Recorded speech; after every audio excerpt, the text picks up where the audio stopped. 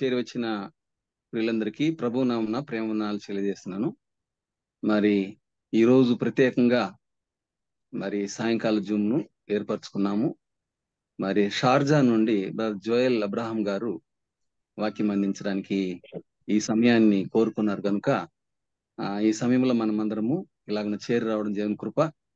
మరి ఈ కూడికను ప్రార్థనతో ప్రారంభించుకుందాం. మన మధ్య జాన్ పాల్ బ్రదరు ఆసిఫాబాద్ నుండి జాన్ పాల్ బ్రదర్ ప్రారంభిస్తారు కూడిక.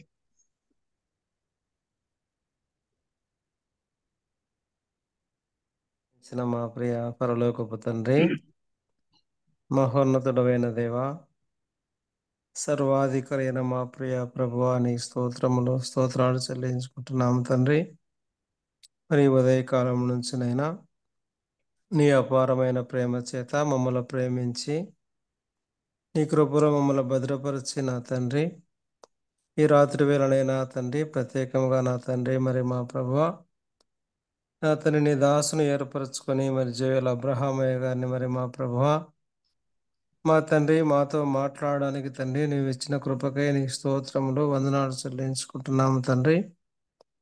ఇదిగోనైనా మరి తండ్రి మరి ప్రత్యేకమైన వర్తమానాన్ని మరి మా తండ్రి వినడానికి చేరి వచ్చిన పిల్లలందరిని బట్టి స్తోత్రములు.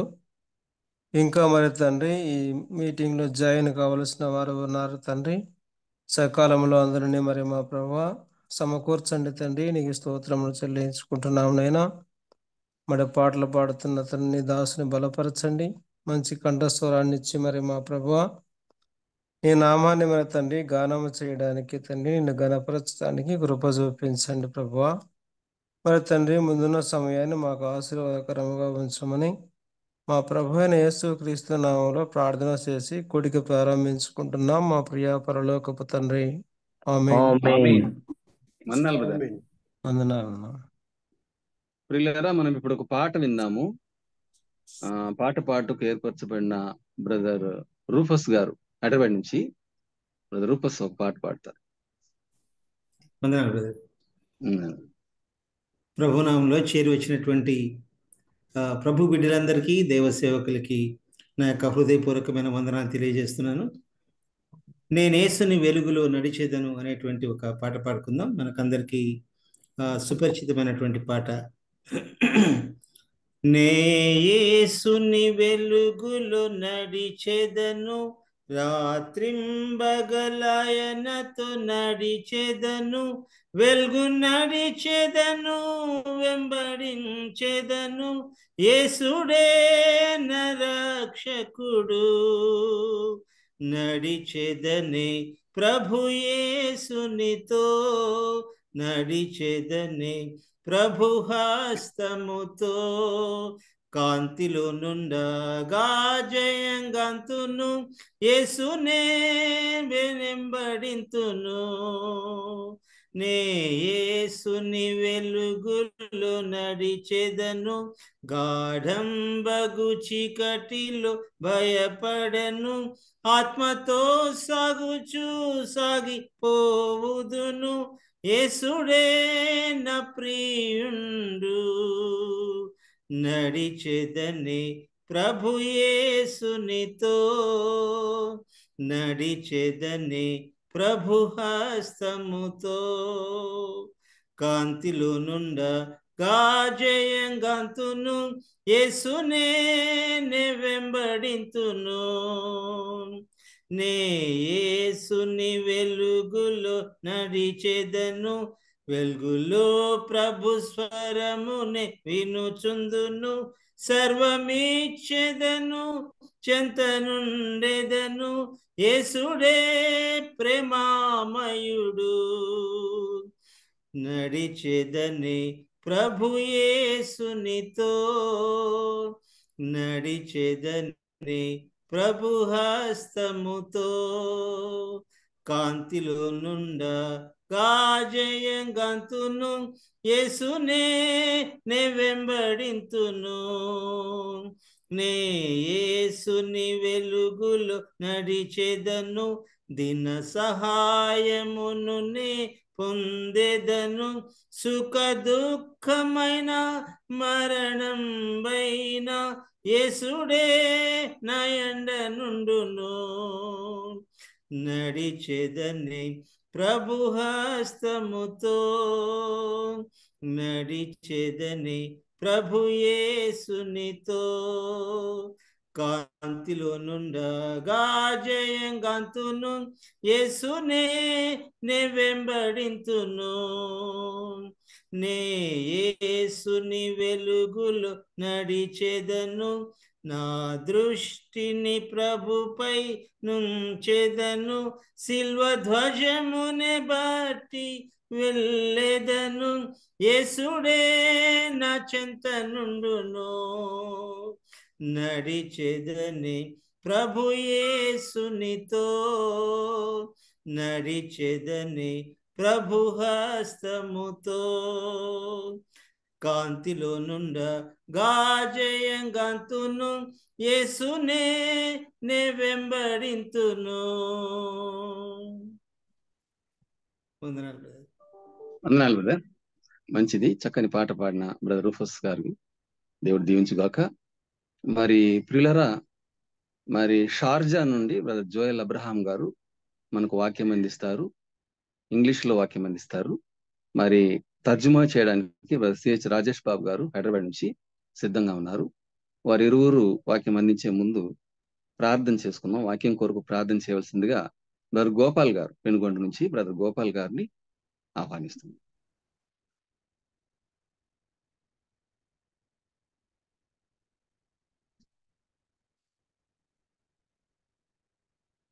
గోపాల్ బ్రదర్.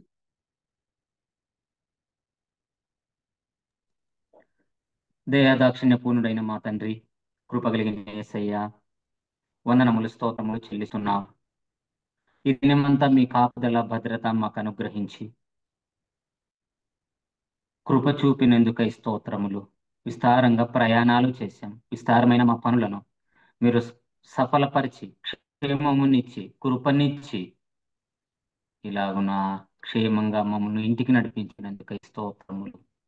మరి రాత్రి సమయంలో నాయన మా ప్రభువా, మీ సన్నిధి భాగ్యమును మరి కాసేపు అనుభవించటానికి, నిద్రకు ఉపక్రమించే ముందు కాసేపు మీ సన్నిధిలో గడపటానికి మీరు కృపనిచ్చినందుకు స్తోత్రములు వందనములు చెల్లిస్తున్నాం.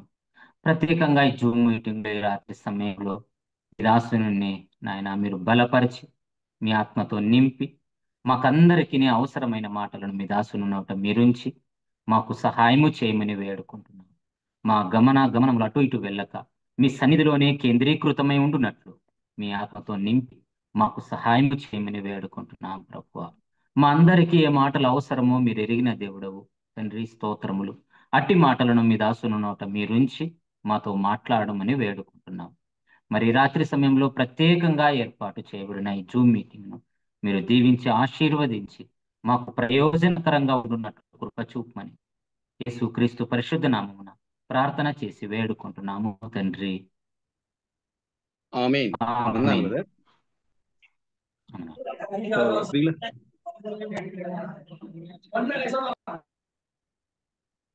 మ్యూట్ లో పెట్టండి దయచేసి. దేవుని వాక్యాన్ని మనం విందాం. ఇప్పుడు షార్జా నుండి బ్రదర్ జోయల్ అబ్రహాం గారిని ఆహ్వానిస్తున్నాం. అలాగనే ట్రాన్స్లేట్ చేయడానికి బ్రదర్ రాజేష్ బాబు గారిని ఆహ్వానిస్తున్నాం. వారి ఇరువురికి సమయాన్ని అప్పగిస్తున్నాం. బ్రదర్ వందనాలు బ్రదర్ ఇద్దరికి. వందనాలు బ్రదర్. పెంచబడటం అనేది మనం ఈ రోజుల్లో తరచూ వింటున్నాం. దేవుని సేవకులు అనేకులు కూడా ఈ రీతిగా దేవుని వాక్యాన్ని పంచుకోవడం అనేది చాలా సంతోషకరమైన విషయం. Without giving much time for introduction, let me just go into God's holy word. ఇంకా ఎక్కువ ఉపోద్ఘాతం లేకుండా మనం దేవుని వాక్యంలోనికి వెళ్దాం. Shall we turn our attention to the book of 2 Corinthians chapter 3 verse 18. కొరింథీయులకు రాసిన 2వ పత్రిక 3వ అధ్యాయము 18వ వచనము. Apostle Paul had a great burden for the Corinthian believers. అపోస్తలుడైన పౌలు కొరింథీ విశ్వాసుల నిమిత్తము ఎంతో భారం కలిగిన వాడు. That's why we could be able to have a beautiful book full of teachings, discipline, correction, and edification from the Corinthian believers. ఆ కారణం చేత మనము కొరింథీ పత్రికలో చూసినప్పుడు చాలా అద్భుతమైన బోధలున్నాయి, క్రమశిక్షణ చర్యలున్నాయి, ప్రోత్సాహకరమైన మాటలున్నాయి. ఇవన్నీ కూడా ఈ పత్రికలో మనం చూడగలుగుతాం. We have two books in this, First Corinthians and the Second Corinthians. మనకు కొరింథీయులు రాసిన మొదటి పత్రిక, కొరింథీయులు రాసిన రెండు పత్రికలు అనే రెండు పుస్తకాలు మనకు రాయబడినవి. Today we are going to focus mainly on the glory of God. ఈ దినము మనం ప్రత్యేకముగా ప్రభు యొక్క మహిమను గురించి చూడబోతూ ఉన్నాము. Many times, commonly, we have heard many use this phrase called the glory of God. చాలా సందర్భాల్లో మనము దేవుని మహిమ లేక ప్రభు మహిమ అనే పదాన్ని తరచూ మనం వాడుతూ ఉంటాము. This is another great study found in the whole of the scripture from the holy word of God. దేవుని వాక్యంలో నుంచి మనము చూడగా ఎంతో అద్భుతమైన వాక్య ధ్యానముగా ఈ యొక్క దేవుని మహిమ అనే అంశం ఉన్నది. Glory of God is what we're going to look into. We are going to read one verse, and with this context, we want to see what is the Lord trying to teach through Apostle Paul to the believers even today. ఒక వచనాన్ని మనము చదువుకుందాము. ఆ వచనం ద్వారా ఈనాడు ఉన్న విశ్వాసులకు కూడా అపోజిడైన పౌలు ఏ విషయాన్ని తెలియపరచగోరుతున్నాడు అనే విషయాన్ని మనం ధ్యానం చేద్దాము. So in Telugu, brother is going to read now 2 Corinthians chapter 3, verse 18. కొరింథీయులు రాసిన రెండవ పత్రిక 3వ అధ్యాయము 18వ వచనాన్ని మనం తెలుగులో చదువుకుందాం. మనం అందరమును ముసుకు లేని ముఖముతో ప్రభు యొక్క మహిమను అద్దము వలె ప్రతిఫలింప చేయుచు మహిమ నుండి అధిక మహిమను పొందుచు ప్రభువగు ఆత్మ చేత ఆ పోలికగానే మార్చబడుచున్నాము. Praise the Lord. But we all with the open face beholding. దేవునికి స్తోత్రము. మనం అందరము కూడా ముసుకులేని ముఖముతో ప్రభువును మనము చూడబోతూ ఉన్నాము. Apostle Paul had a great burden when he was writing this epistle. ఈ పత్రిక రాస్తున్న సందర్భంలో అపోజిడైన పౌలుకు ఎంతో భారము ఉన్నది. That is why, in spite of all the problems he faced, he was still able to edify them and encourage them to know about the glory of God. తనకు ఎన్నో సమస్యలు ఉన్నప్పటికీ కూడా ఈ విశ్వాసులైన వారు దేవుని మహిమను ప్రభు మహిమను తెలుసుకోవాలి అన్న ఉద్దేశంతో వాళ్ళ క్షేమాభివృద్ధి నిమిత్తం ఈ పత్రిక వ్రాస్తున్నాడు. In 1 Corinthians, it's all about church problems and the solutions is Apostle Paul writing in his epistle. మొదటి పత్రికలో అపోజిడైన పౌలు సంఘంలో ఉన్న సమస్యలు వాటి యొక్క పరిష్కారాలే దాదాపుగా ఆ పత్రికలంతా కూడా ఆయన ప్రస్తావన తీసుకొచ్చారు. When it comes to second epistle of 2 Corinthians, he talks about glory. అయితే రెండవ పత్రికలో ప్రత్యేకంగా పౌలు మహిమను గురించి మాట్లాడుతూ ఉన్నాడు. So very important for us to understand, this is one of the fascinating books. It is not only used for solving problems, but to also see the glory of God. కనుక కొరింథీ పత్రిక అనేది కేవలము సమస్యలు పరిష్కారాలకు మాత్రం అంతవరకే చూడకుండా దేవుని మహిమను కూడా మనము నేర్చుకోదగిన పుస్తకంగా పత్రికగా ఉన్నది. And we talk about the glory of God. The glory of God we can only speak in the context of the gospel. ప్రభు యొక్క మహిమను మనము ప్రత్యేకంగా సువార్తకు సంబంధించిన విషయాల్లో మనం దీన్ని ధ్యానం చేయవచ్చు. When you talk about chapter 2, you can see that from there onwards, he talks about the glory of God in connection with the context of understanding the fragrance of sharing Christ in evangelism. ప్రత్యేకంగా రెండవ అధ్యాయంలో సువార్తీకరణలో యేసుక్రీస్తు ప్రభువారి యొక్క సువార్తను ప్రకటించుట ద్వారా వచ్చే సువాసనను గురించి మాట్లాడుతూ అక్కడ దేవుని మహిమను గురించి ప్రస్తావనలకు తీసుకుని వచ్చడం జరిగింది. Chapter 2, verse 13.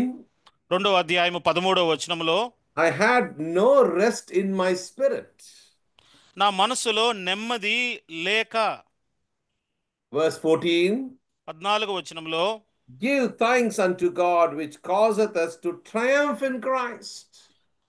మా ద్వారా ప్రతి స్థలమందు క్రీస్తును గురించిన జ్ఞానం సువాస కనబర్చుచు He ఎల్లప్పుడు wants all the believers to be a victorious believer, not a defeated believer. ప్రతి విశ్వాసి కూడా విజయోత్సవముతో ఉండిన విశ్వాసిగా ఉండాలని పౌలు కోరుతున్నాడు. ఓడిపోయే విశ్వాసిగా కాదు అని పౌలు కోరిక. When he's talking about victorious life, he is talking in the context of, look at the two phrases used in 14, 15 and 16. విజయోత్సవంతో కూడిన విశ్వాస జీవితం గురించి పౌలు మాట్లాడుతున్నప్పుడు అక్కడ పేర్కొన్న 2-3 పదాలు చూడండి, 14-15 వచనాల్లో రాయబడ్డాయి. You and I can triumph in Christ and maketh manifest the savor of his knowledge. క్రీస్తును గురించిన జ్ఞానం యొక్క సువాసన కనబరచుచు మనము విజయోత్సవంతో కలిగి ఉండవచ్చు. The triumph, the word triumph is coming from the Greek, which makes us understand about it is a triumphal procession, a Roman procession which is going on.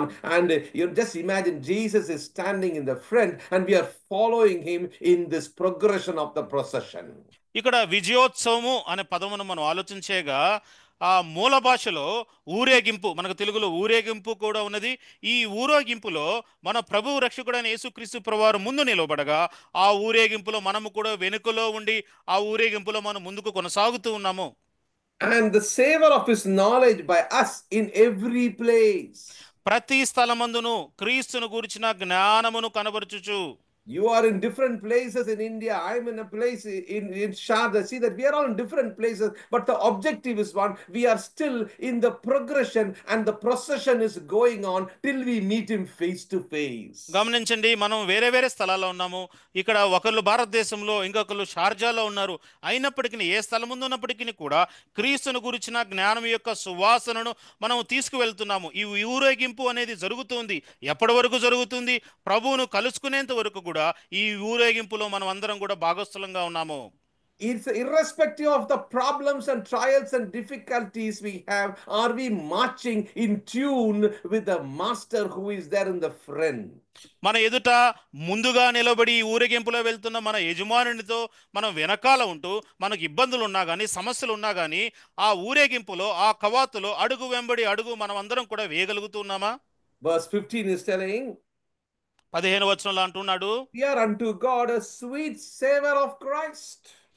రక్షింప మనమందరము దేవునికి క్రీస్తు సువాసనే ఉన్నాము. So he is talking about a fragrance. A sweet savor means a fragrance, a good smell, a good fragrance. Just like you use perfume, a good smell. చూడండి ఎట్లా మంచి సుగంధ ద్రవ్యాలు, మంచి వాసన ఎట్లయితే ఉంటుందో ఇక్కడ క్రీస్తు మంచి వాసన, మనం సువాసనగా ఉన్నాము. To them, who is the one is talking about? To them that are saved, it's like a sweet savor, a sweet smell. రక్షింపబడు వారి పట్ల మేము దేవునికి క్రీస్తు సువాసనే ఉన్నాము. Then when he's talking about verse 16, he's talking about to the perishing and to the death. What is it all about? It is a smell. It is not a good smell for them. అయితే నశించు వారికి మరణార్థకమైన మరణపు వాసన, అది మంచి వాసన కాదు. అలాగూ ఉన్నాము మనం. But when he's coming to chapter 3, అయితే 3వ అధ్యాయానికి రాగా now he's turning to a very serious matter. ఎంతో గంభీరమైన ఒక విషయాన్ని ప్రస్తావిస్తున్నాడు. Verse 2, 2వ వచనంలో, you are our epistle written in our hearts. మా హృదయముల మీద వ్రాయబడి ఉండిన ఆ పత్రికలు మీరే కారా? It is not about I am giving an epistle, but he's telling you are an epistle. ఏదో నేను పత్రిక రాసి మీకు అందిస్తున్నట్లు కాదు, మా పత్రికలు మీరే అంటున్నాడు. What a beautiful thought for us. We are the epistle of Christ. ఎంత అద్భుతమైన తలంపు, మనమే క్రీస్తు పత్రికల్లాగా ఉన్నాము. We are having the smell of Christ. మనము క్రీస్తు సువాసనను కలిగి ఉన్నాము. We are supposed to share that good smell. ఆ మంచి సువాసనను ఇతరులకు పంచుకోనవలసిన వారంగా మనం ఉన్నాము. Oh, once upon a time in one of the churches, the elders were having a meeting. They wanted to ask one brother one question after the meeting.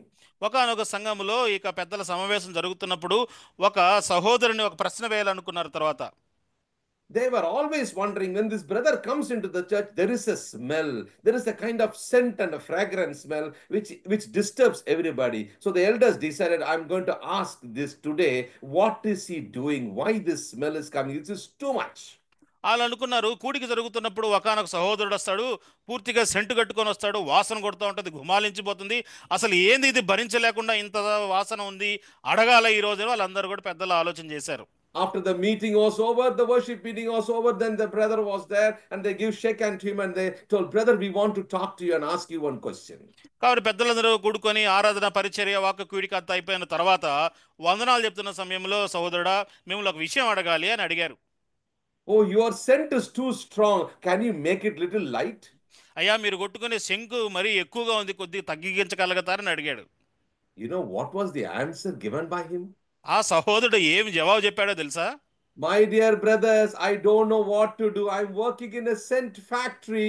I don't know how to stop it. ఆయన అన్నాడు, అయ్యా సహోదరుడా అన్న, నేను దీన్ని ఎలా తగ్గించాలో నాకు తెలియని పరిస్థితి. కారణం ఏమిటంటే నేను పనిచేసేదే సెంటు ఫ్యాక్టరీలో పనిచేస్తాను నేను. Oh, that was a beautiful thought. It's more than 25 years. It is an evangelist who shared with me that always reminds me, am I having that scent of Christ? ఈ విషయాన్ని నాకు 25 సంవత్సరాల క్రితం ఒక సువార్థికుడు తెలియజేశాడు ఈ విషయాన్ని. అప్పుడు నుంచి ఇది నా తలంపులో కలిగి ఉన్నాను. నేను క్రీస్తు సువాసనను నేను కలిగి ఉండగలుగుతూ ఉన్నానా? Oh, chapter 2 is all about the scent of Christ. If you are marching with him, if you are moving, your scent, your smell, others can see through your character. రెండవ అధ్యాయం అంతా కూడా సువాసనను గురించి, క్రీస్తు సువార్తను గురించి, ప్రభువుతో పాటు మనం నడుస్తుండగా, ప్రభువుతో పాటు మనం కవాతులో ఉండగా, అడుగు వేస్తుండగా ఆ సువాసనను ఇతరులకు మనం వెదజల్లగలుగుతూ ఉన్నామా? When you come to chapter 3, it's about not only scent, you are an epistle, people can read you. ఇప్పుడు మూడో అధ్యాయానికి రాగా మీరు కేవలము క్రీస్తు సువాసన మాత్రమే కాదు, మీరు పత్రికలు కూడా జనులు మిమ్మల్ని చదువుతారు. Chapter 3 verse 5, our sufficiency is of God. మూడో అధ్యాయము ఏదైతే మా సామర్థ్యము దేవుని వలననే కలిగి ఉన్నది. Oh, we cannot say that we are not very insufficient. You are absolutely sufficient because you are in Christ. You are adorned Christ. And when you are in Christ, definitely you should be also sufficient. మూడో అధ్యాయం 5వ వచనంలో మన సామర్థ్యము మన ప్రభువే. అయ్యా నాకు సామర్థ్యం లేదు అనడానికి వీలు లేనే లేదు. ఎందుకంటే దేవుడు నిన్ను క్రీస్తులో అలంకరించున్నాడు. మన సామర్థ్యము మన ప్రభువే కనుక మనం ఎల్లవేళలా సమర్థులము. Oh, today's children, today's youngsters have different ways of interpreting life, and they say that, oh, what to do? This is all you're talking about old age. We are talking about the new age developments. ఈ రోజులో ఉన్న పిల్లలతో మనం మాట్లాడుతున్నప్పుడు అరా మీరు మాట్లాడేదంతా పాత తరపు పద్ధతులు, ఇప్పుడు మనము కొత్తగా వచ్చే ఈ వినూతనమైన ప్రయోగాల గురించి మాట్లాడుతున్నాము, మీకు అర్థం కాదు అన్నట్లు వాళ్ళు అంటారు. But look at verse 6, what it says in chapter 3. అయితే మూడో అధ్యాయంలో 6వ వచనంలో ఏ మాట రాయబడి ఉన్నది? You are made as able ministers of the New Testament. క్రొత్త నిబంధనకు పరిచారలవుటకు మాకు సామర్థ్యము కలిగించి ఉన్నాడు. Not of the letter, but of the spirit. అనగా అక్షరమునకు కాదు గాని ఆత్మకే పరిచారం అవుటకు మాకు సామర్థ్యం కలిగించున్నాడు. Because the letter killeth, but the spirit liveth. అక్షరము చంపును గాని ఆత్మ జీవింపజేయును. Oh, there is life in the believer. విశ్వాసిలో జీవము ఉన్నది. His fragrance will be there smelling all around. తన యొక్క సువాసన అనేది చుట్టూరా కూడా అది వెదజల్లబడుతూ ఉంది. Oh, it will always be blooming and others could be able to see the witnessing life of the believer. అది ఎప్పుడు కూడా అది విరజిమ్ముతూ ఉంటుంది. ఎల్లవేళలో కూడా సాక్ష్యం ఇచ్చే విశ్వాస జీవితంలో అది కనబడుతూ ఉంది. That is what we saw in the life of Apostle Paul, chapter 2 verse 12. He was preaching the gospel and he had no rest in his spirit unless he found Titus, my brother, and he was going on in his journey. Many were joining in that progression or in the procession. అందుకోసమే అపోస్తుల కొరింథీయులకు రాసిన 2వ పత్రిక 2వ అధ్యాయం 12వ వచనంలో క్రీస్తు సువార్తను ప్రకటిస్తూ అపోస్తలుడైన పౌలు ఆ ఊరేగింపులో వెళుతూ ఉండగా 13వ వచనంలో మనసులో ఏమాది నెమ్మది లేదు, ఎప్పటి వరకు అనంటే తీతును కలుసుకునేంత వరకు, ఆ ఊరేగింపులో తన సువాసన వెదజల్లి ఆ తీతును కలుసుకునేంత వరకు కూడా తనకి నెమ్మది లేని విధంగా ఉన్నాడు. When we see in chapter 3 from verse 7 to 18, the last verse, he is talking about transformation. Is there real transformation, true transformation? 3వ అధ్యాయము 7వ వచనం నుంచి 18వ వచనము కూడా మనము మార్చబడుతున్నాం, రూపాంతరము చెందుట అనే విషయం గురించి మాట్లాడుతున్నాము. మనము నిజంగా రూపాంతరం చెందామా?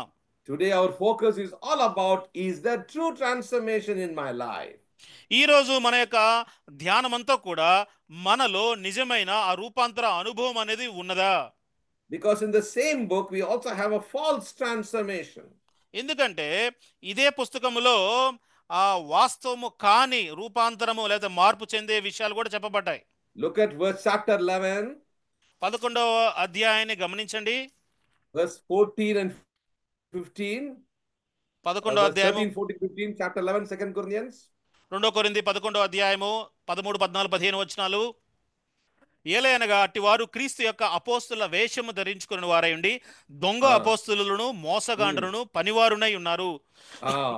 Notice that transforming themselves apostles of Christ are no more, for Satan himself is transformed into an angel of light. కేవలం అపోస్తుల వేషం దొంగల వేషం కాదు, ఇక్కడ సాతాను కూడా వెలుగుదూత వేషము ధరించుకొని ఉన్నాడు. That is why in chapter 3 he is talking about true transformation.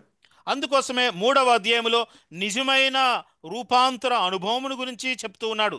In chapter 11 there is a false transformation. ఇక్కడ 11వ అధ్యాయములో ఎంతో అవాస్తవమైన ఆ రూపాంతర అనుభవం ఉన్నది. False apostles, ఇక్కడ దొంగ అపోస్తులు, deceitful workers, మోసగాండ్రైన పనివారు, and they are acting as if they are of Christ. వారు క్రీస్తు యొక్క అపోస్తుల వేషంలాగా నటిస్తూ ఉన్నారు. 15th verse of chapter 11. 11వ అధ్యాయం 15వ వచనంలో, గనుక వాని పరిచారకులను నీతి పరిచారకుల వేషము ధరించుకొనుట గొప్ప సంగతి కాదు, వారి క్రియల చొప్పున వారికి అంతము కలుగును. Time is coming where their works will be revealed. చూడండి, సమయం రాబోతున్నది, వారి క్రియలు బయలుపరచబడతాయి. My dear believers in Christ, our time is running out. ప్రియులారా, మన సమయము అది సమీపంగా ఆసన్నంగా ఉంది. Let's come to chapter 3 now, where we started. మనం ప్రారంభించుకున్న 3వ అధ్యాయానికి మనం వద్దాము. Apostle Paul brings out a beautiful illustration. We are going to look at that illustration and 3 areas of great concern which the Holy Spirit has given me in chapter 3 from 7 to 18. 3వ అధ్యాయంలో 7 నుంచి 18 వచనాల్లో అపోజిడైన పౌలు అద్భుతంగా పేర్కొడిన ఒక ఉదాహరణలో 3 విషయాల గురించి ఆత్మదేవుడు నా మనసులో ఉంచగా ఆ విషయాలు మీకు తెలియజేస్తాను. What is this glory of God? ఈ ప్రభు యొక్క మహిమ అనగా ఏమి? The moment we think about glory of God, we immediately think about Romans 3:23. ప్రభు యొక్క మహిమను గురించి మనం ఆలోచించేగా వెంటనే రోమీయులకు రాసిన పత్రిక 3వ అధ్యాయం 23వ వచనం మనకు జ్ఞాపకం వస్తుంది. All have fallen short of the glory of God because of sin. ఏ భేదం లేదు, అందరూ పాపం చేసి దేవుడు అనుగ్రహించు మహిమను పొందలేకపోవచ్చు ఉన్నారు. So glory of God in that context talks about the standard. ఇప్పుడు చదువుకున్న రోమా 3:23లో దేవుని యొక్క ప్రమాణము స్థాయి ఏ రీతిగా ఉన్నదో అక్కడ దేవుని యొక్క మహిమను గురించిన ఆ వచన భాగము. If the Lord gives me another chance, and maybe in the course of our teaching, I will be able to bring out 12 areas of understanding different ways the glory of God is spoken in magnitude in the whole Bible. Bible అంతటిలో కూడా 12 సందర్భాల్లో దేవుని యొక్క మహిమ యొక్క గొప్పతనము ఔన్నత్యాన్ని గురించి ఎక్కడెక్కడ చెప్పబడ్డాయో ప్రభు చిత్తమైతే మరలేదన్న సందర్భంలో ఆ విషయాలు మీకు తెలియజేస్తాను. There are 7 Greek words which talks about the 7 ways of how the glory of God is exhibited and should be exhibited in the life of a believer, that is from glory to glory. విశ్వాస జీవితంలో మహిమ నుంచి అధిక మహిమను కనబరిచే విధానాలు 7 ఉన్నాయి. 7 Greek పదాలు ఉన్నాయి. 7 విషయాల్లో దేవుని మహిమను మనం కనబరచవచ్చును. Now notice, we are going to only stick to the limited time only to this passage. అయితే ఇప్పుడు మనకున్న సమయంలో ఈ భాగంలో చెప్పబడిన దేవుని మహిమను గురించి మాత్రమే ధ్యానం చేద్దాం. Verse 7. 7వ వచనము. Chapter 3 verse 7. 3వ అధ్యాయం 7వ వచనం 2 కొరింథీ. మరణకర్మగు పరిచర్య రాళ్ల మీద చెక్కబడిన అక్షరములకు సంబంధించినదైనను మహిమతో కూడినదాయను. 2 Corinthians chapter 3 verse 7. 7 and 8 are combined together. Yeah. There you can see that behold the face of Moses for the glory of his countenance. 8వ వచనంలో అందుకే మోషే ముఖము మీద ప్రకాశించుచుండిన ఆ మహిమను తగ్గిపోయినదైనను ఇజ్రాయేలీలు అతని ముఖమును తేరి చూడలేకపోయిరి. Look at the 3 things I'm going to show you now for us to understand what is happening to transformation, or what must happen if you talk about transformation. చూడండి, మార్పు చెందుట అనే విషయం గురించి మనం మాట్లాడుతున్నప్పుడు ఏమి జరిగితే మనము మార్పు చెందినాము అన్న విషయాన్ని గురించి మనం ఆలోచన చేయబోతున్నాం. Behold the face of Moses for the glory of his countenance. This talks about moral transformation. మోషే ముఖము మీద ప్రకాశము అనే మాట మనం చదువుతున్నప్పుడు నైతికంగా మనకు కనబడుతున్న ఆ మార్పును గురించి మనం గమనించవచ్చు. When you come to verse 9, 9వ వచనంలో You can see the administration of condemnation be glory, much more that the ministration of righteousness exceed in glory. 10వ వచనంలో అత్యధికమైన మహిమ అనే మాట మనకు చదువుతూ ఉంటున్నాము. అత్యధికమైన. Look at the word, that is beautiful word, exceeding in glory. చూడండి, ఇక్కడ 10వ వచనంలో అత్యధికమైన మహిమ అనే మాట ఉన్నది. When there is moral transformation, there should be radiant transformation. నైతికమైన మార్పు అనేది మనము గమనించినప్పుడు అది ప్రకాశించే మార్పుగా, ప్రకాశించేదిగా మనకు కనబడుతుంది. And then only comes verse 18. అప్పుడు మాత్రమే 18వ వచనంలో వచ్చినప్పుడు A spirit-led transformation. ఆత్మ చేత నడిపింపబడుతున్న, మార్పు చేయబడుతున్న మార్పు.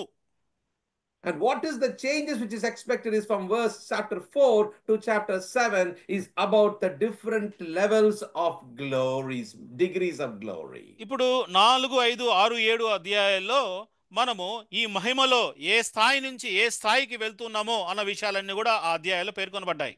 Now let's move to Exodus, book of Exodus now, to look into the correct context. అసలైన సందర్భాన్ని, మహిమను గురించి మనం ధ్యానం చేయాలంటే నిర్గమాకాండం దగ్గర ఉన్న సందర్భానికి మనం వెళ్ళాలి. Shall we turn our attention to the book of Exodus, the second book of the Old Testament, according to this order given here, chapter 34. నిర్గమాకాండము 34వ అధ్యాయానికి మనం మొట్టమొదటిగా వద్దాం. When you look into 34, let's also read a little bit from 33 onwards. 33వ అధ్యాయం నుంచి ముందు చదువుదాము. Here we know very well that the the focus of the writer is Moses, who brings out this valuable truth. ఇక్కడ ఈ గ్రంథకర్త మోషే ఇక్కడ అమూల్యమైన సత్యాలను ఇక్కడ చెప్తూ ఉన్నాడు. Here we can see that in the beginning it starts with standing in the burning bush. ఇక్కడ ఆ పొద, దహింపబడుతున్న పొదను గురించిన వివరాలు ఉన్నాయి. You know, I'm not going into the details of that. ఇన్ని వివరాలు మనం ఇప్పుడు చదువుకోవట్లేదు. It is not only the presence of God which he is talking about in context to understand about the burning bush. అక్కడ కాలుచున్న పొదను గురించి సందర్భములో ఇది కేవలము దేవుని సన్నిధిని గురించి మాత్రమే కాదు అక్కడ మనం నేర్చుకోవాల్సింది. But there's much more for us to understand there. అక్కడ మనం లేదా అర్థం చేసుకోవాల్సిన విషయాలు ఇంకా ఎక్కువ ఉన్నాయి. Because God speaks in mysterious ways. ఎందుకంటే ప్రభువు ఎంతో మర్మంగా మనతో మాట్లాడతారు. In chapter 5 verse 3 says, and they said, the God of the Hebrews. నిర్గమకాండం 5:3లో ఇక్కడ హిబ్రియుల దేవుడు అనే మాటను ఉపయోగిస్తున్నారు. It is not only that, it's God of not only Hebrews, it's God for everyone. ఆయన కేవలం హిబ్రియులకు దేవుడు మాత్రమే కాదు, ఆయన అందరికీ దేవుడు. And then comes the role of Pharaoh. తర్వాత అధ్యాయంలో ఫరో యొక్క పాత్ర చదువుతాము. Now we come to chapter 33. ఇప్పుడు 33వ అధ్యాయం నిర్గమకాండానికి రాగా Now we have to look into few verses. Verse 3. అక్కడక్కడ మనం చూడాలి. మొట్టమొదటిగా 3వ వచనము, Ah. మీరు లోబడనొల్లని ప్రజలు గనుక నేను మీతో కూడా రాను, త్రోవలో మిమ్మును సంహరించదమేమో అని మోషేతో చెప్పెను. I will not go up in the midst of thee, because thou art a stiff-necked people. మీరు లోబడనొల్లని ప్రజలు గనుక నేను మీతో కూడా రాను అంటున్నాడు. Now look at verse 11 now. ఇప్పుడు 11వ వచనాన్ని చూడండి. Interesting to notice that when you compare verse 11 and then when you compare that with chapter 3 verse 18, look at the word face to face. ఇప్పుడు ఈ 33వ అధ్యాయం 11వ వచనంలో మాట, 2 కొరింథీ 3:18వ వచనంలో మాట చదివితే ఆసక్తికరంగా ఉంటుంది. చూడండి, మనుషుడు తన స్నేహితునితో మాట్లాడినట్లు యెహోవా మోషేతో ముఖాముఖిగా మాట్లాడుచుండెను అని అక్కడ ఉన్నది, ఇక్కడ కూడా అదే మాట మనం చదువుతూ ఉన్నాము. Look at the difference in the recordings. వ్రాయబడిన గ్రంథస్థం చేసిన వచనాల్లో ఎలాగా ఆ వచనాన్ని వారు గ్రంథస్థం చేసి రాశారో చూడండి ఒకసారి The తేడా. Lord spoke unto Moses face to face as a man speaketh unto his friend. మనుష్యుడు తన స్నేహితునితో మాట్లాడునట్లు యెహోవా మోషేతో ముఖాముఖిగా మాట్లాడుచుండెను. Absolutely, we know very well that it's impossible for him to see with his naked eye. వాస్తవంగా మనకున్న భౌతికమైన కన్నులతో దేవుణ్ణి చూడటం అనేది అసాధ్యమైన పని. But in relationship and fellowship and intimacy, he was so close. అయితే మన సంబంధానికి సంబంధించి, సన్నిహితానికి సంబంధించి, స్నేహానికి సంబంధించి మోషే ప్రభుతో చాలా సన్నిహితంగా ఉన్నాడు.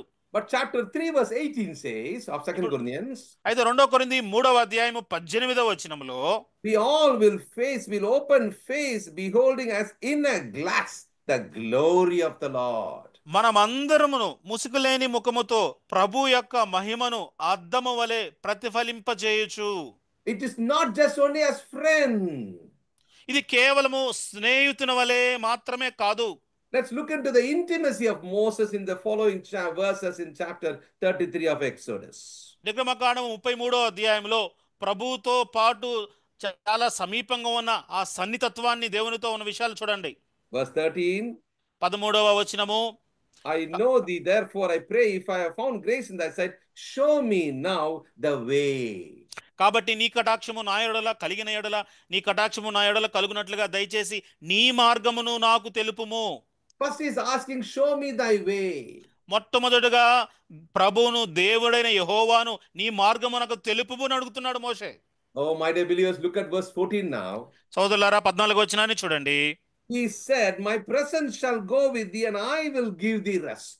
అందుకు ఆయన నా సన్నిధి నీకు తోడుగా వచ్చును, నేను నీకు విశ్రాంతి కలుగజేసేదను. You will not have problem anymore with Pharaoh. ఫరోతో నీకు ఇక మీదట ఎటువంటి సమస్యలు ఉండవు. Because the people of God are asking for forgiveness. You can see the next verse, it comes. తర్వాత వచనాల్లో మనం చదువుతాము మనకి. And then he says that verse 15, and he said unto them, if thy presence go not with me, carry us not up hence. మోషే అంటున్నాడు, అయా నీ సన్నిధి రాని యెడల ఇక్కడ నుండి మమ్మను తోడుకొని పోకుము. Verse 16 now. ఇప్పుడు 16వ వచనము, Wherein shall it be known that I and thy people have found grace in thy sight? Is it not that thou goest with us? So shall we be separated. 16వ వచనం చూడండి. నా ఎడలను నీ ప్రజల ఎడలను నీకు కటాక్షము కలిగినదని దేని వలన తెలియబడును, నీవు మాతో వచ్చుట వలననే కదా. Here you can see Moses talks about holiness. ఇక్కడ మోషే పరిశుద్ధతను గురించి మాట్లాడుతూ ఉన్నాడు. There before the experience was holy ground. You're standing on the holy ground, Moses. అంతకు ముందు పరిశుద్ధ భూమి, ఏ భూమి మీద నిలబడ్డాడో పరిశుద్ధ భూమిని గురించి మాట్లాడాడు. Here he's talking about life of holiness. ఇక్కడ పరిశుద్ధమైన జీవితాన్ని గురించి మాట్లాడుతూ ఉన్నాడు. We're going to compare this with the Corinthians we studied to bring out more light into what God has kept in store for us. మన కోసం దేవుడు దాచించిన విషయాలు అర్థం చేసుకోవడానికి కొరింథీయులు రాసిన పత్రికలో కొన్ని విషయాలు మనం చూద్దాము. You notice very well that if God is going to tell you, I am going to be with you, my presence is enough, it's going to be with you, we will be very happy. చూడండి, దేవుడు నేను మీతో ఉంటాను, నా సన్నిధి మీతో ఉంటుంది అని చెప్పినప్పుడు మనం ఎంతో సంతోషంగా ఉంటాం. But notice very carefully, he was still not happy. చూడండి, అయినప్పటికీ కూడా అతను అక్కడ సంతోషంగా లేడు. First, what is in verse 13? మొట్టమొదటి ఏం అడిగాడు మోషే 13వ వచనంలో? Show me now thy way. దయచేసి నీ మార్గము తెలుపుమని మోషే అడిగాడు. Now what is he asking in verse 18? ఇప్పుడు 18వ వచనంలో ఏం అడుగుతున్నాడు? Show me thy glory. దయచేసి నీ మహిమను నాకు చూపుము అంటున్నాడు. Note, my believers in Christ, what was the intimacy of Moses? మోషే దేవుడైన యెహోవాతో ఎంత సన్నిహితంగా సమీపంగా ఉన్నాడో అర్థం చేసుకోండి. He knows very well this presence is a temporary presence. I am not happy with this temporary presence. మోషే ఎరిగిన వాడుగా ఉన్నాడు. ఏమిటి అంటే ఆ సన్నిధి ఏదైతే ఉందో అది తాత్కాలికమైనదే, కొంతసేపే ఆ సన్నిధి మాత్రం ఉంటుంది అని ఎరిగాడు. Oh, he knows very well. I don't want this concealed presence. I want the complete presence. మోషే అర్థం చేసుకున్న విషయం ఏమిటంటే అది మరుగు చేయబడిన దేవుని సన్నిధి అంతటితో నేను సరిపెట్టుకోను, సంపూర్ణమైన ఆయన సన్నిధి నాకు కావాలి అని కోరుకున్నాడు మోషే. Oh, my dear believers in Christ, for today as New Testament believers born in the family of God, baptized, and what is the promise we have? The word of God says in the book of Hebrews, I am with you always. I will never leave you nor forsake you. I am your God. చూడండి, నూతన నిబంధన విశ్వాసులుగా బాప్తిసం తీసుకొని రక్షింపబడి ఆరాధన చేసే మనకు దేవుడిచ్చిన వాగ్దానం ఏమిటంటే, నేను మీకు దేవుడును, నిన్ను ఏమాత్రమును విడువను, నిన్ను ఎడబాయను, నేనే మీకు సహాయం చేయ ప్రభువును అంటున్నాడు. But this experience was not there for Moses. అయితే ఇప్పుడు మనకున్న ఈ అనుభవము ఆ రోజు మోషేకు లేనేలేదు. But Moses was telling, not only I don't want the way, I don't want only your presence, I want you. మోషే అంటున్నాడు, ప్రభువా కేవలం నీ మార్గం మాత్రమే కాదు, నీ సన్నిధి మాత్రమే కాదు, నాకు నీవే కావాలి అని మోషే అడుగుతున్నాడు. Moses was in love with God. Moshe He was దేవునితో in love. ప్రేమలో ఉన్నాడు. He was in love with God. His relationship was a love relationship. మోషే దేవునితో ఉన్న ఆ సంబంధము అది ప్రేమ సంబంధంగా ఉన్నది.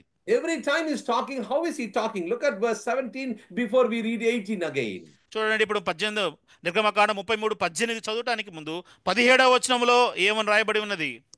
Thou hast found grace in my sight, I know thee by name. కాగా యెహోవా, నీవు చెప్పిన మాట చొప్పున చేసేదను, నీ మీద నాకు కటాక్షం కలిగినది, నీ పేరును బట్టి నిన్ను ఎరుగుదును అని మోషేతో చెప్పగా, Immediately, what is his reply? వెంటనే ఏమన్నాడు మోషే స్పందన? Oh, he wants the revelation of God. అయ్యా ప్రభువా, నీ ప్రత్యక్షత నాకు కావాలి అని అడుగుతున్నాడు. Not only the radiance of God. కేవలం దేవుని ప్రకాశనము మాత్రమే కాదు. Now notice verse 19. 19వ వచనంలో, Now God is wondering what to do because he has gone to a different level now. ఇప్పుడు దేవుడైన యెహోవా ఏం చేయాలో అర్థం కావట్లేదు. ఎందుకంటే మోషే కోరుకున్నది ఇంకా అధికమైన స్థాయిలో ఉంది. అది You see in verse 1 to 10, it is the ferocity of God, the furious God you see there. 33వ అధ్యాయం మొదటి 10 వచనాల్లో దేవుడు ఎంత ఉగ్రుడుగా ఉన్నాడో ఆ విషయాలన్నీ కూడా మనం చదువుతాము. I'm sorry, that is the chapter 1 to 10. I'm sorry. Exodus 1 to 10. నిర్గమకాండము 1వ అధ్యాయం నుంచి 10వ అధ్యాయం వరకు ఉన్న విషయాలు అవన్నీ కూడా. But in the middle, if you see from 7 to 11, it is about the friendship of God you see here. అయితే నిర్గమకాండము 7వ అధ్యాయం నుంచి 11వ వచనం వరకు ఏ విధంగా దేవుడైన యెహోవా వారితో స్నేహం చేశాడన్న విషయాలు ఉన్నాయి. And then you see the favor of God. తర్వాత 11వ అధ్యాయం తర్వాతంతా కూడా దేవుడు వారికి చేసిన సహాయములు ఉన్నాయి. Now notice very carefully here and 19th verse, and he said, I will make all my goodness pass. Notice that. ఇప్పుడు 19వ వచనం చూడండి, ఇక్కడ నా మంచితనం అంతయు నీ ఎదుట కనబరచెదను అంటున్నాడు. The first expression given by God revealing himself is what? I will give you all the goodness. దేవుడు కనబరిచిన ప్రత్యక్షతలో మొట్టమొదటిది ఏం తెలియజేస్తున్నాడంటే నా మంచితనం అంతా కూడా ఆయన కనబరుస్తూ ఉంటున్నాడు. Oh, what is the goodness of God? ఆ దేవుని యొక్క మంచితనము అనగా ఏమిటి? What is given in chapter 34 verse 6? నిర్గమకాండ 34వ అధ్యాయం 6వ వచనంలో, అతని ఎదుట యెహోవా అతని దాటి వెలుచు, యెహోవా కనికరము దీర్ఘశాంతము విస్తారమైన కృపా సత్యములు గల దేవుడైన యెహోవా. You see, this is what is said to be the goodness of God. యెహోవా యొక్క మంచితనము అంటే ఇక్కడ ఈ వచనాల్లో చెప్పబడినన్నీ కూడా ఆయన మంచితనముగా ఉన్నవి. These are the areas of how he will become a moral transformation. నైతికమైన మార్పును ఏ రీతిగా కలిగి ఉండవచ్చో ఈ విషయాలు కలిగి ఉండటం ద్వారా అతను కనబరుస్తాడు. But notice carefully here, he is saying in verse 19, I will make all my goodness pass before thee. I will proclaim the name of the Lord before thee. Will be gracious to whom I will be gracious. Will show mercy to whom I will show mercy, saith the Lord. 19వ వచనంలో ఆయన నా మంచితనమంతయు నీ ఎదుట కనబరిచెదను, యెహోవాను నామమును నీ ఎదుట ప్రకటించెదను, నేను కరుణించు వాని కరుణించెదను, ఎవని యందు కనికరపడెదనో వాని యందు కనికరపడెదను. And then verse 20, and he said, thou can't see me my face. 20వ వచనంలో నీవు నా ముఖమును చూడజాలవు. Notice very carefully, nobody can see God. ఎవరు ఏ నరుడు కూడా దేవుని చూడలేడు. He is an almighty God. ఆయన సర్వశక్తిమంతుడైన దేవుడు. And he is a sovereign God. ఆయన సార్వభౌముడైన దేవుడు. You can only see the actions but not see God. కేవలం దేవుని యొక్క క్రియలు మాత్రమే చూడగలుగుతాం, కానీ దేవుని సూటిగా మనం చూడలేము. He can reveal the maximum is God's character but not God himself. దేవుడు తన యొక్క స్వభావాన్ని ఆయన వెల్లడి చేయగలుగుతాడు, తనను తానే ఇతరులకు కనబరుచుకోలేడు. Look at 21st verse now. 21వ వచనాన్ని చూడండి. And the Lord said, behold, now see again the word behold is coming. Behold, there is a place by me. 21వ వచనంలో మరలా ఇదిగో అనే మాట మరలా ఉంది. ఇదిగో నా సమీపమున ఒక స్థలం ఉన్నది. So he has come close to God. అనగా దేవునికి చాలా సమీపంగా వచ్చున్నాడు అప్పటికే. Oh, you might be in the progression, as I told you, in the procession. And where are you right now? Let's examine ourselves. చూడండి, ఉదయం మనం ఇందాక అనుకున్నాము ఆ ఊరేగింపులో మనం ప్రభువుతో కలుసుకోవడానికి వెళ్తూ ఉన్నాము. ఆ ఊరేగింపులో ఏ స్థానంలో ఉన్నావు ఇప్పుడు? Are you happy? They say, oh, the presence of Lord is with me. Are you happy there? దేవుని సన్నిధి నాతో ఉన్నది అన్న విషయాన్ని బట్టి నువ్వు సంతోషంగా ఉన్నావా? Verse 16 says, no, not only that, I am separated now. I am exclusively leading a holy life with my people. 16వ వచనంలో చూస్తే సమస్త ప్రజలలో నుండి ప్రత్యేకింపబడదుము అన్నట్లుగా మనము కూడా ప్రత్యేకింపబడిన వారంగా ఉన్నట్లుగా ఉన్నామా? Show me now not only the way, but show me thy glory. Reveal that glory. మోషే అంటున్నాడు, అయ్యా కేవలం నీ మార్గము మాత్రమే కాదు, నీ మహిమను కూడా నాకు కనబరుచు అని అడుగుతున్నాడు. This word glory is the Kadesh. The Hebrew word is Kadesh. Kadesh glory. I want to see that Kadesh glory.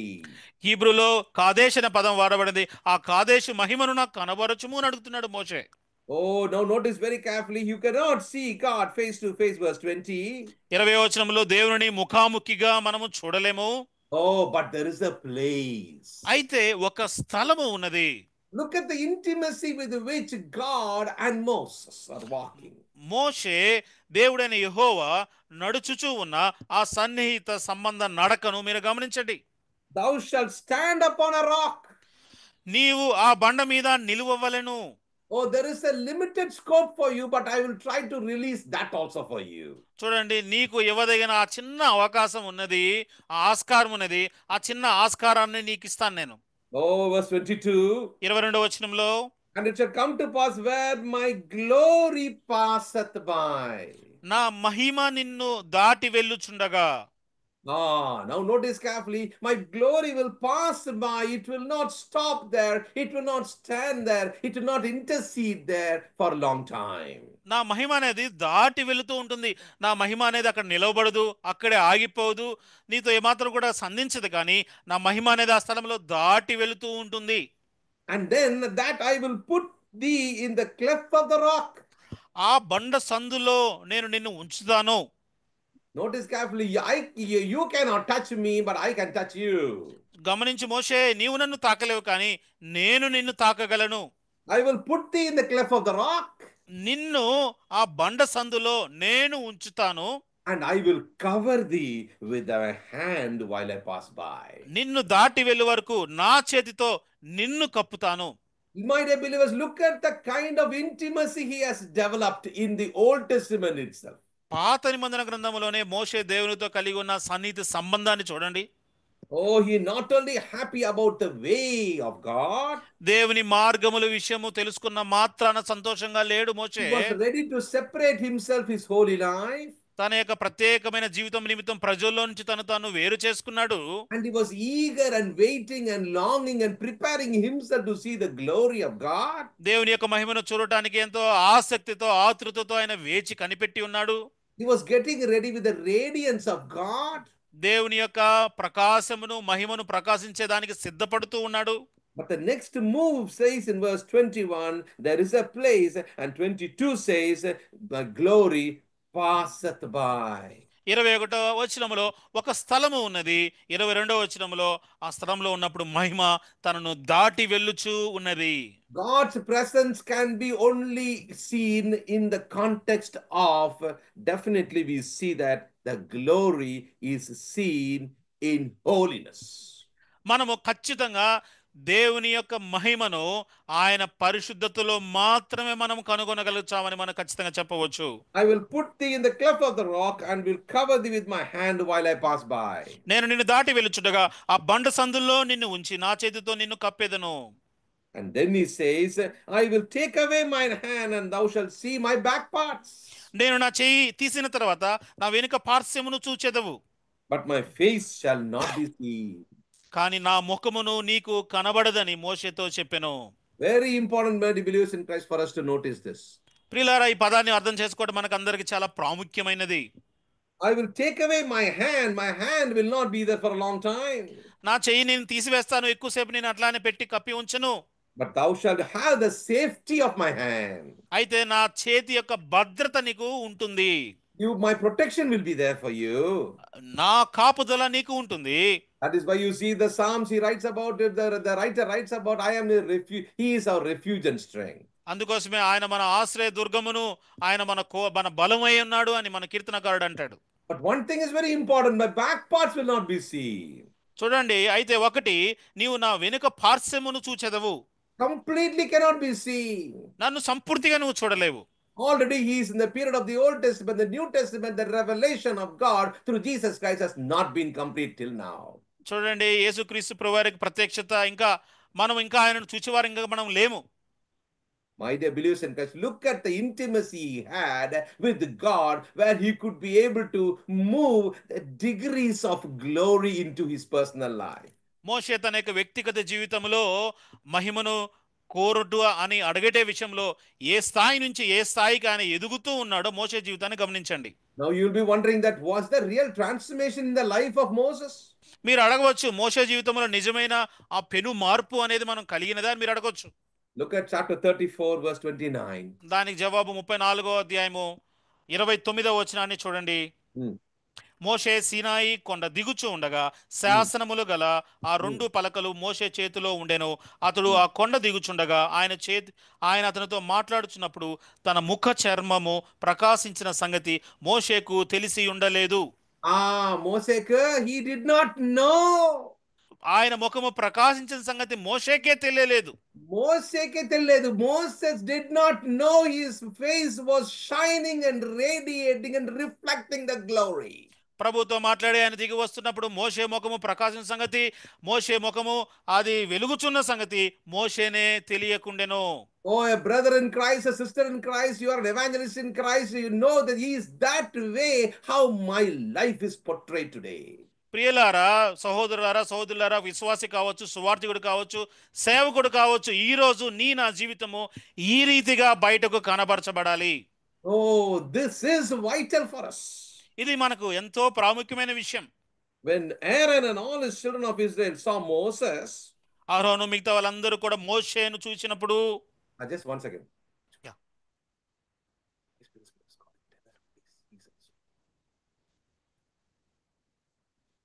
Aaron and all the children of Israel saw Moses.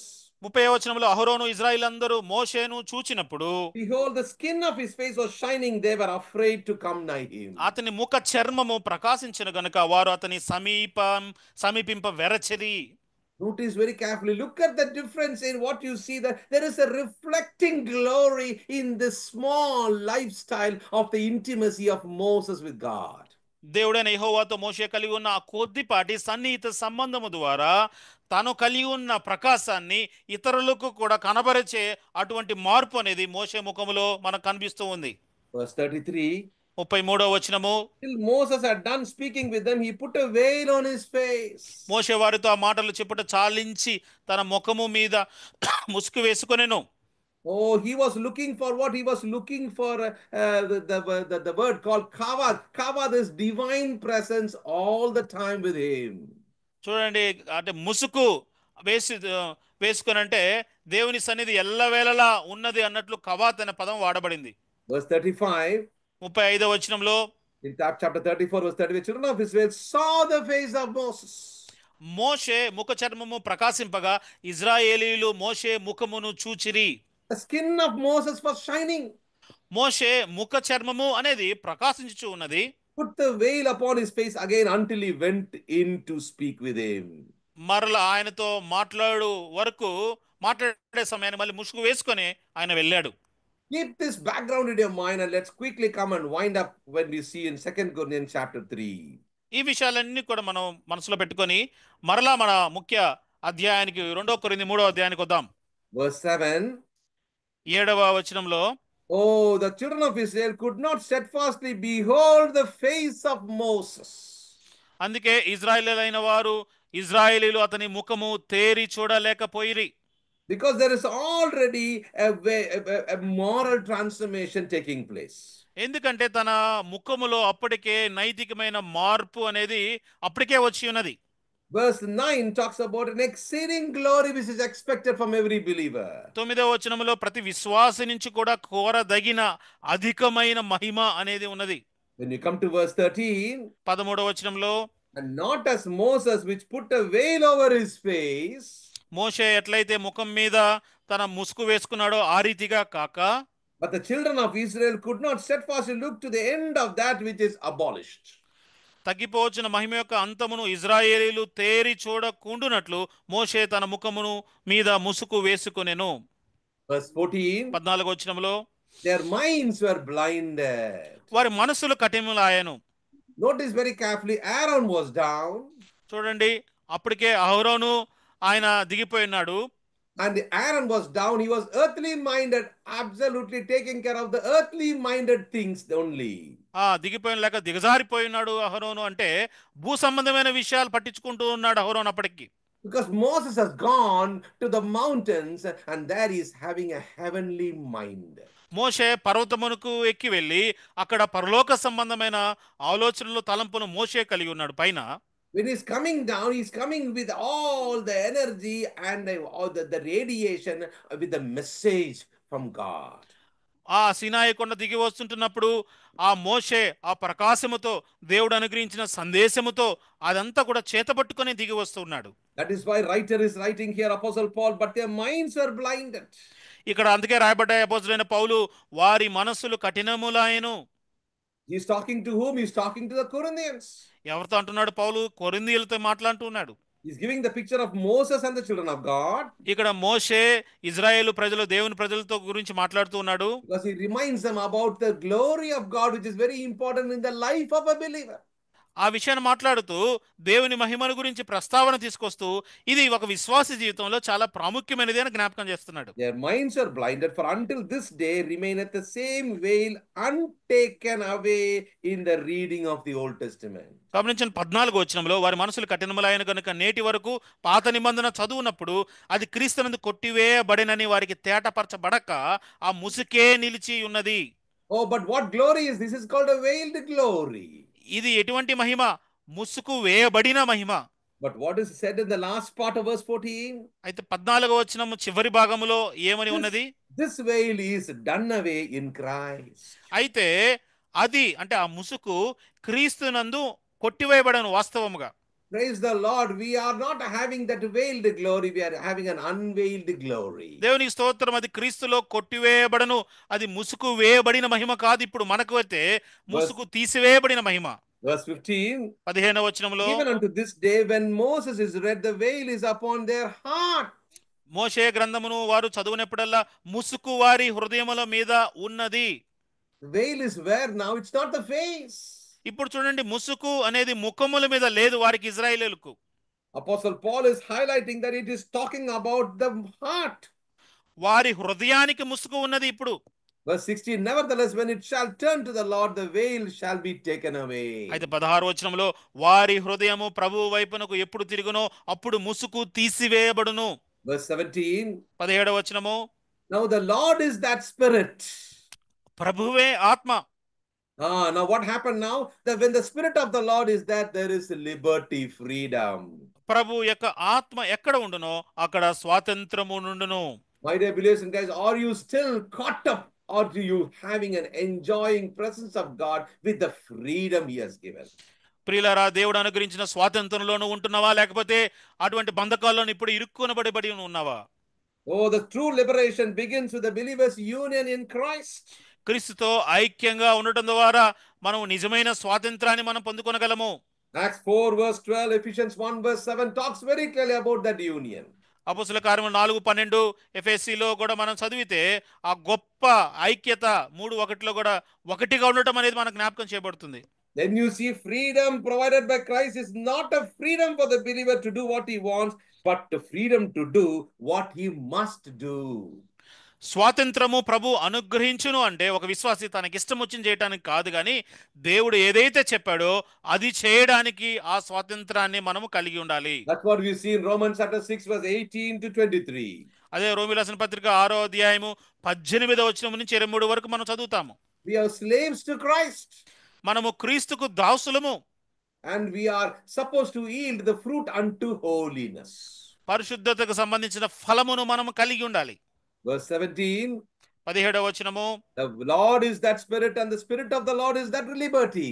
ప్రభువే ఆత్మ, ప్రభువు యొక్క ఆత్మ ఎక్కడ ఉండునో అక్కడ స్వాతంత్రము ఉండును. Let's come back to the verse where we started now. మనం చదువుకున్న వచనానికి మరలా వద్దాం మనము. But we all. అయితే మనమందరమును, Apostle Paul is adding himself also ఇక్కడ అపోస్తలుడైన పౌలు తనను కూడా కలుపుకుంటూ ఉన్నాడు. with open face. ఆ ముసుగు లేని ముఖముతో. It is not about the face, it's about the heart. ఇప్పుడు ముఖము అనేది కాదు, అది హృదయమును గురించిన విషయాలు. ఇప్పుడైతే Open face, beholding as in a glass. ప్రభు ముసుగు లేని ముఖముతో అంటే అద్దము వలె మనం ప్రతిఫలింప చేయొచ్చు. Why is Apostle Paul bringing that glass there? Glass is talking about the mirror. ఇప్పుడు అద్దము అంటే ఉన్నదాన్ని అది ప్రతిఫలింప చేస్తూ ఉంది. Because he wants them to compare and understand. In a mirror, mirror tells the truth. How the face is. అద్దము అనేది ఎందుకు వాడుతున్నాడు పౌలు అంటే అద్దంలో చూసినప్పుడు తమ ముఖము ఏ రీతిగా ఉన్నదో దాన్ని అర్థం చేసుకుంటాడు. Oh, in the mirror, in the glass, you see the glory of the Lord. ఆ అద్దములో ఆ ముఖములో దేవుని మహిమను వారు చూడాలి. Daily when we read God's word, when we spend time in his presence, we are looking at the mirror. It is something, a picture of the laver which you see in the Old Testament. పాత నిబంధనలో ఉన్న ఆ గంగాళములో ఏదైతే వారు ముఖాన్ని చూసుకుంటారో ప్రతి దినము దేవుని సన్నిధిలో గడపటం ద్వారా దేవుని వాక్యం చదువుట ద్వారా మనల్ని మనము చూసుకోవచ్చు. But you check and see that is that aroma of love within me. ఆ దేవుని యొక్క ప్రేమకు సంబంధించిన సువాసన నాలో ఉన్నదా అని మనల్ని మనం పరీక్షించుకోవచ్చు. Is the smell coming out of me this week? Did it come out or not? ఈ వారములో క్రీస్తు అనుగ్రహించిన సువాసన నాలో నుంచి బయటికి వచ్చిందా లేదా అన్న పరీక్ష మనం చేసుకోవచ్చు. We are changed into the same image. మనము అదే పోలికగానే మార్చబడుచు ఉన్నాము. Oh, that is the objective. We have to become that image of Christ. ప్రభువగు ఆత్మ చేత లేక మనము క్రీస్తు యొక్క పోలికలోనికి మనం మార్చబడాలనేదే మన ముఖ్య గురిగా ఉండాలి. From glory to glory. మహిమ నుండి అధిక మహిమను పొందుచు. Even as by the Spirit of the Lord. ప్రభువు ఆత్మ చేత ఆ పోలికగానే మార్చబడుచున్నాము. When this happens, ఎప్పుడైతే ఈ విషయం జరుగుతుందో, lastly, let's read and close chapter 4, verse 6. 4వ అధ్యాయము 6వ వచనం చదువుకొని మనం ముగించుకుందాం. 4వ అధ్యాయం 6వ వచనం. అంధకారములో నుండి వెలుగు ప్రకాశించును గాక అని పలికిన దేవుడే తన మహిమను గురించిన జ్ఞానము యేసుక్రీస్తునందు వెల్లడిపరచుటకు మా హృదయములలో ప్రకాశించెను గనుక మేము మమ్మును గురించి ప్రకటించుకున్నట లేదు గాని క్రీస్తు యేసును గూర్చి ఆయన ప్రభువనియు మమ్మును గూర్చి యేసు నిమిత్తము మేము పరిచారకులమనియు ప్రకటించుచున్నాము. How can we live that life of power and triumphancy? దేవుడు అనుగ్రహించిన శక్తివంతమైన విజయోత్సవమైన జీవితాన్ని ఏ రీతిగా మనం జీవించవచ్చు? The answer is in verse 6 and 7. ఆ జవాబు మనకు 6-7 వచనాల్లో ఉన్నాయి. For God who commanded the light to shine out of darkness. అంధకారములో నుండి వెలుగు ప్రకాశించును గాక అని పలికిన దేవుడు. This light is shining in our hearts, your heart and my heart. ఈ యొక్క వెలుగు అనేది నీ హృదయంలో నా హృదయంలో ప్రకాశిస్తూ ఉంది. To give the light of the knowledge of the glory of God in the face of Jesus Christ. దేవుడు తన మహిమను క్రీస్తును గురించిన యేసు క్రీస్తునందు వెల్లడిపరచుటకు మా హృదయంలో ప్రకాశించెను. Oh, my dear believers in Christ, look at the 7th verse now. 7వ వచనాన్ని చూడండి సోదరులారా. We have this treasure in earthen vessel. ఈ మంటి ఘటాల్లో ఆ ఐశ్వర్యము అనేది మనం కలిగి ఉన్నది. That the excellency of the power may be of God. కారణం ఎందుకంటే ఆ ఆధిక్యము ఆ దేవుని యందు ఉండునట్లు. It is not about us. ఇదంతా కూడా మనను గురించి కాదు. The excellency of the power is only from God and through God and in God. ఆ బలాధిక్యము ఆ ఆధిక్యము శక్తి అనేది దేవుని నుంచే వచ్చింది. అది దేవునిదై ఉన్నది.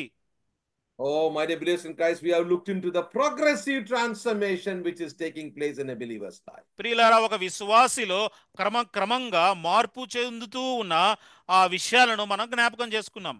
Maybe God gives one more occasion. We look into the glory to glory about what is this progression. Where are the areas of progression required? ఇక్కడ ప్రభు చిత్తమైతే మహిమ నుండి అధిక మహిమకు అనే విషయాన్ని మనం చూద్దాము. ఎక్కడెక్కడ విషయాల్లో మనము మార్పు చేసుకుంటూ ఆ అధిక మహిమలోనికి ఏ రీతికి వెళ్ళాలో ప్రభు చిత్తమైతే మరలా చూద్దాం. We give glory to God for this wonderful occasion where we could be able to listen to God's holy word and the intimacy of Moses, even in the Old Testament, compared to us today. How beautiful we can understand we are having his presence, his divine presence always with us. పాత నిబంధన గ్రంథంలో మోషే ఆ రోజుల్లోనే ఎంత సన్నిహితమైన సంబంధం కలిగి ఉన్నాడో అర్థం చేసుకున్నాము. ఈ రోజుల్లో క్రొత్త నిబంధనలో మరి ఎంత ఎక్కువగా దైవికమైన సన్నిధి మనం కలిగి ఉండగలుగుతామో అన్న విషయాన్ని మనం తెలుసుకుంటున్నాం. ఇటువంటి విషయాలను ధ్యానం చేసుకోవడానికి, పరిశుద్ధ వాక్యాన్ని ధ్యానం చేసుకోవడానికి అనుగ్రహించబడిన సమయాన్ని బట్టి మనం దేవుని స్తుతిస్తూ ఉంటున్నాం. Hallelujah and praises to his holy name. దేవుని పరిశుద్ధ నామమునికి మహిమ కలుగునుగాక. Amen. ఆమేన్.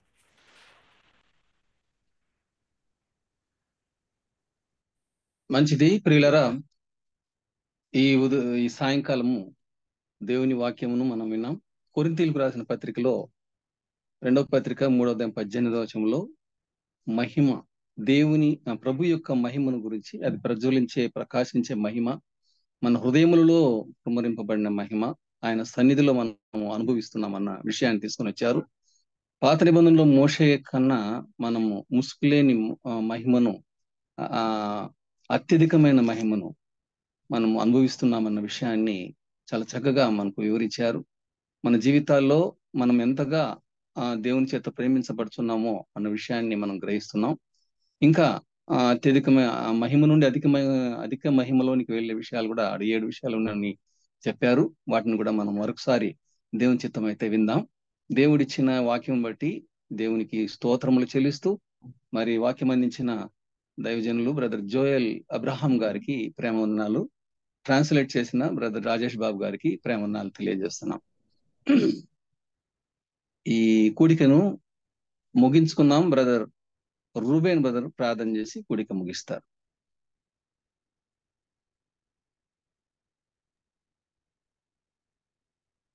వందనాలన్నా. అన్నాలదర్ ట్రై చేయండి. చేద్దాం అన్న.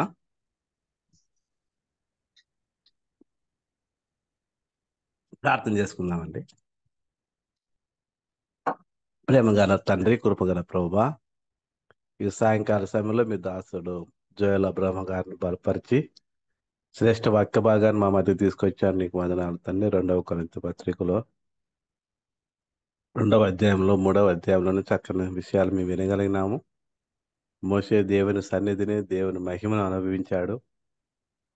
క్రీస్తు సువార్తను కనపరచు వాక్యమును తండ్రి మా మధ్యకి మీరు తీసుకొని వచ్చారు. ప్రభువా, మేము మోసే వారంగా, ప్రచురించే వారంగా, ప్రకటించే వారంగా, ఊరేగించే వారంగా, దేవుని సన్నిధిని మేము అనుభవించే వారంగా, దేవుని మహిమను మేము పొందుకునే వారంగా, పాత నిబంధనలోనే అంతగా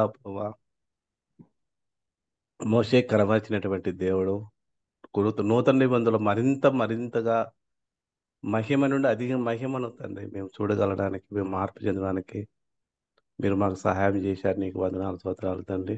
ఈ నూతన నిబంధన కాలంలో మేము ఉంటుండగా తండ్రి మరింతగా మేము దేవుని సన్నిధిని, దేవుని మహిమను మా జీవితాల్లో కలిగి, దేవుని యొక్క క్రీస్తు యొక్క సువాసనను ప్రభు మేము ప్రచురించే వారంగా, ఊరేగించే వారంగా ఉండడానికి సహాయం దయచేయమని ఈ సమయంలో చేరి వచ్చిన వారందరినీ మీరు జ్ఞాపం చేసుకోండి. జోయల్ అబ్రహాం గారి, రాజేష్ బాబు, మనోహర్ ఈ కార్యక్రమం నిర్వహిస్తున్న బాణవాచితులు అందరినీ మీరు జ్ఞాపం చేసుకోమని మా ప్రభువైన యేసుక్రీస్తు వారి అత్యంత పరిశుద్ధమైన నామమున ప్రార్థించి అడిగి వేడుకొంచున్నాము తండ్రి. ఆమేన్. వందనాలన్నా. ప్రియులారా, అందరికీ వందనాలు. మరి ముఖ్యంగా వాక్యం అందించిన సహోదరులు ప్రేమ వందనాలు. ఈ దినము అధ్యక్షత వహించడానికి నాకు అవకాశం ఇచ్చిన బ్రదర్ బర్నబాస్ గారికి అప్పగిస్తున్నాను. వారు కూడిక